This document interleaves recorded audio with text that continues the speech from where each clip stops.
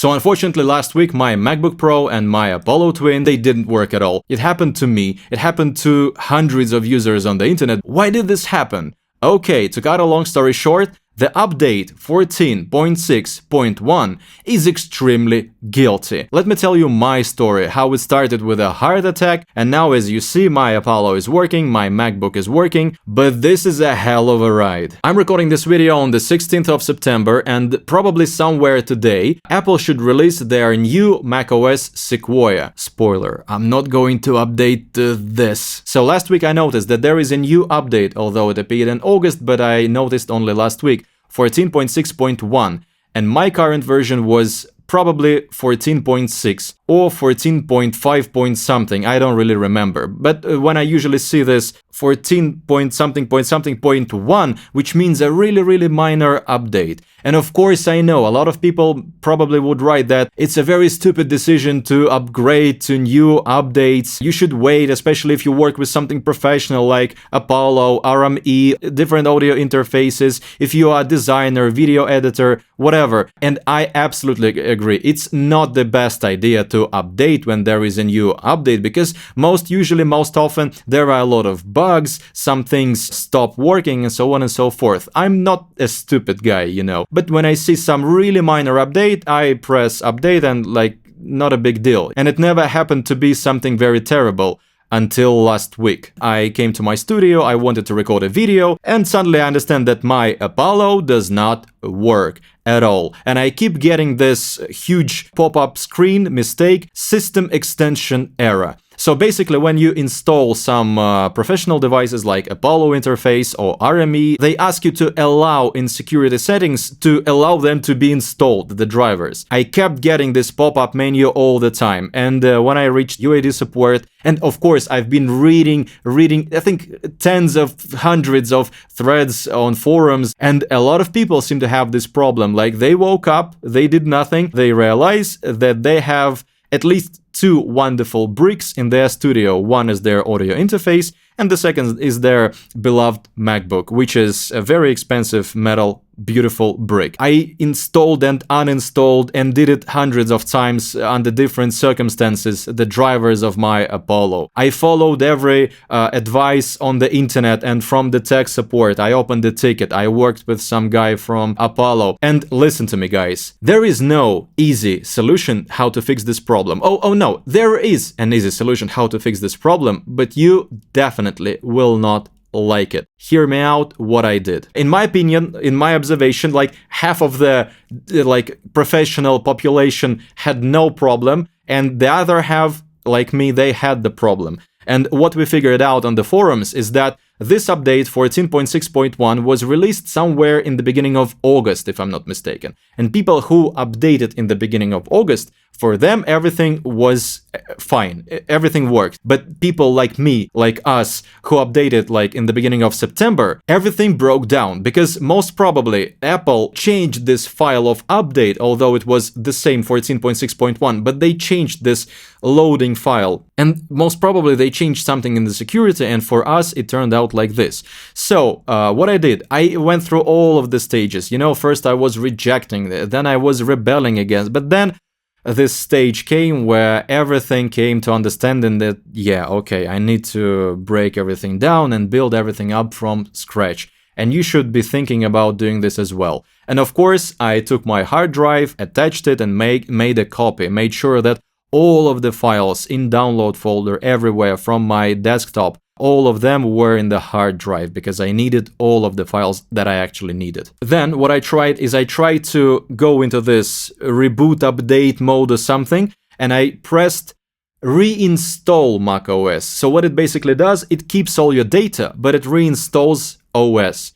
And I did it. It took me about 4 hours, even more. And when I returned, I see that nothing changed. Yes, it reinstalled the macOS, but the problem remained. It still gave me this pop-up screen, system extension error, something like this. And I understood that there is no other option than to erase MacBook completely to ground level and to start building everything from scratch. So I go to settings, I erase my MacBook to default settings, so basically this is brand new from the box, just with some scratches on the surface. Alright, but here began the next big problem, because when I start, okay, like not a big deal, I erased, I have my backup copy on my hard drive, it restarted again and showed the screen like, hello, let's start installing the macOS. And there is the first step, like literally step one that you need to do is you need to connect to Wi-Fi. I'm not a stupid guy, I connect to Wi-Fi, press like next button or something, loads and loads and loads, and it says no, no, I'm not connecting to Wi-Fi. It doesn't say I don't connect, but it shows some error. I tried different Wi-Fis. It's not the problem with Wi-Fi, of course. I went to Reddit forums and other forums. Everybody writes that Apple has been having really big problems with their servers on their end, and the only way that could help me is to use a donor MacBook. There was a big quest for me. On Saturday evening, I had to find a person who has MacBook also and free time and who is ready to invite me to his flat. Luckily, after some research, I found such a guy, such a friend. I rushed to him. I bought all the cakes in the nearest bakery because I really wanted to thank him for this. I took my Thunderbolt cable because you can use Type-C cable, not for charging your laptop, but for data. I wanted to make it as perfect as possible, so I took the official Apple Thunderbolt 3 cable. And basically, I arrived at my friend's apartment. We connected. You can read it on the official website of Apple. They explain it in detail, but what you need to do is you need to connect this cable into the USB Type-C port, which is closer to the charging, this magnetic port. This is the only way to restore your MacBook. And on the other donor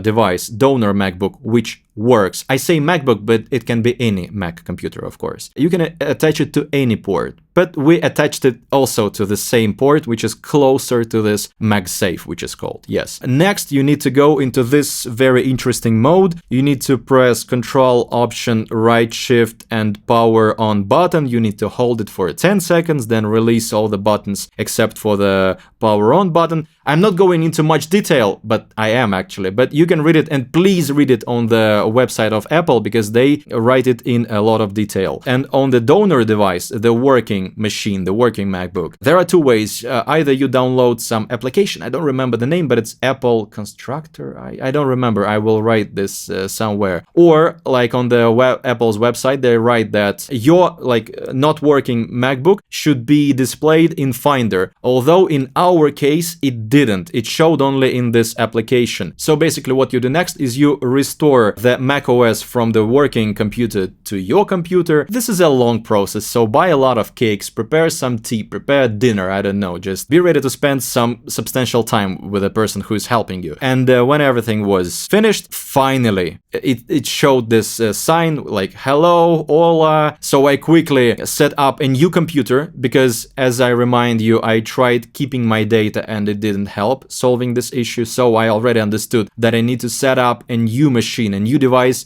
brand new, everything like from scratch. This is the total cleanup that I went through, and I accepted this fact. First thing I did is I installed the drivers for Apollo to see if the problem is gone or not. Literally, with my fingers crossed. And oh my god, I made a small mistake. I forgot that that was a new device. Before installing the drivers, I needed to go into this mode, startup mode, when you allow less security settings to install the drivers. So I quickly did it, and again, you can read about it on the official Universal Audio website. There is a video, I will attach all the links below. I installed the drivers, and thanks God, the problem solved. I didn't get this pop-up notification, pop-up screen. The problem was solved. There are no other ways, unfortunately, right now. Maybe you're watching this video like a year later, and I hope that this doesn't affect you at all. To this point, there is no way to fix this issue, unfortunately. Of course, the next 24 hours or even more I spent installing all my DAWs, all my plugins, moving my files back to my computer because I didn't want to use a time machine copy, because with all the good files, all the like negative and faulty files would come back into my system. So I decided to be clean, to stay fresh. Now my MacBook is clean and working, my Apollo is working. And again, I don't want to speculate on this topic. I still absolutely love my MacBook and love Apple and what they do. I absolutely love Apollo. No one is guilty and everyone is guilty at the same time. You know, there are situations when something like this happens. Some guys on the forum, they used a beta version of Sequoia. I know that today it should be released, but when I was reading the forums, it was only in beta, but it was like the final beta version. And on that beta version of Sequoia, the problem remained. So this can happen to anyone. If this happened to you, you can follow my steps. Of course, I am not someone who is from Apple or from Apollo, so this is not like official information, but this is my story that I went through, and I hope this really helps you. Thank you for your attention and really good luck, guys.